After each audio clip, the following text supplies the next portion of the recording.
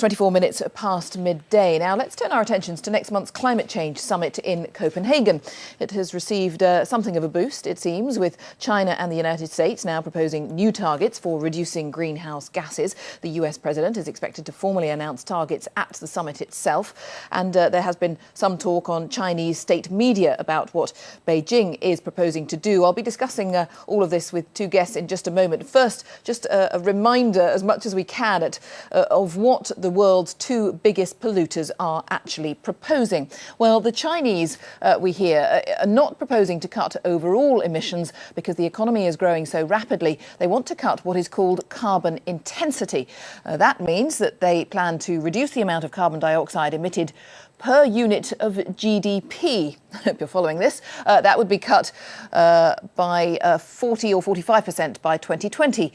Compared with 2005 levels. The US proposal, I hope very slightly more straightforward. US expected to offer an overall 17% cut by 2020. Again, that is compared to 2005 emissions.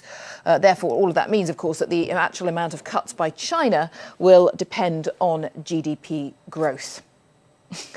I hope that's clear. Let's try to assess where things stand and what might be achieved at Copenhagen. James Cameron is with me, Vice Chairman and Executive Director of Climate Change Capital. Hello to you. And Bruce Duguid, Head of Investor Relations with the Carbon Trust. It sounds terribly complicated. In no particular order, Bruce, you're sitting nearer me. We talk so much about the fact that these events, such as Copenhagen, can just be a talking shop. Do you get the sense that countries are going into Copenhagen with a bit more determination this time that something will be achieved from it? Absolutely. I think it's a very good sign that we've now seen the two largest economies, the US and China, coming forward with their starting proposals for how negotiations can play. So that's very good for the politics. In terms of the actual numbers, they're perhaps not as strong as some people would hope for, but they are in a zone of serious play. So a 17% reduction by the US is a strong reduction compared to where it is now, and the 40 to 45% reduction in intensity is the appropriate metric for a very fast-growing economy like China. So if they stick to that, it's not too bad? If they stick to it, it's not too bad. It's in the right zone. I'm sure there's some negotiation to do, but it will enable negotiations to take place seriously. And James Cameron, it's easy to get slightly bogged down in what we were trying to explain about what China's doing, but I guess that is important. The point is China is growing rapidly, and this is part of the whole debate. It's all very well to criticise America, but it's got its wealth and its strength and its economy, despite everything. And China, has to be allowed to expand and yet try to cut at the same time. Absolutely. It's why this is a sensible way of approaching the difference between the US and China. China's several worlds in one. It's intensely poor and intensely rich. It is a developing economy still.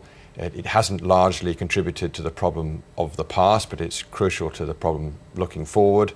And therefore, having something that tracks GDP but changes the profile of their economy, so it goes from high to low carbon over time, is a sensible way of dealing with the issue in China, and it allows other countries to reference what they are doing and put something in place which is broadly comparable in the emerging markets, not just in the US and Europe and Japan and Australia, who will probably follow the US lead in this respect.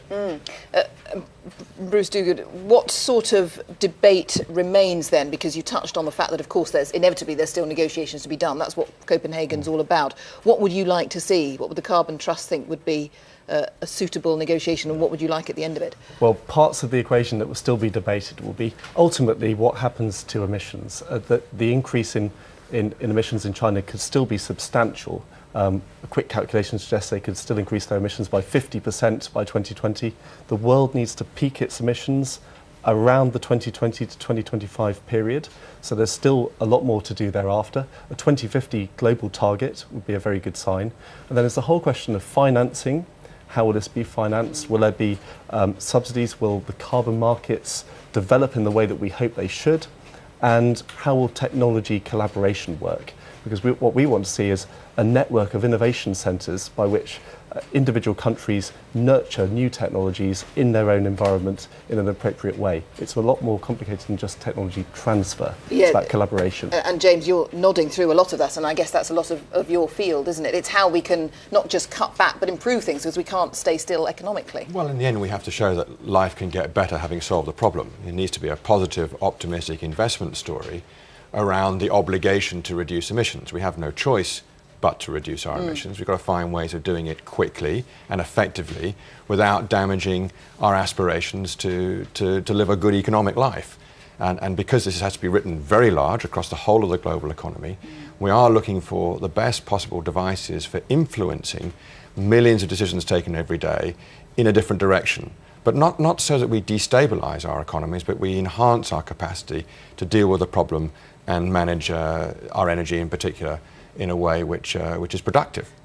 Such enormous issues. I mean, we could talk for the next half an hour. I'm sorry we can't, but we will again. I'm sure Copenhagen is soon going to be upon us. James Cameron and Bruce Duguid, thank you very much indeed. Thank you for coming in. And one of the reasons we can't talk for another half an hour is we need to get a weather forecast from Laura Tobin.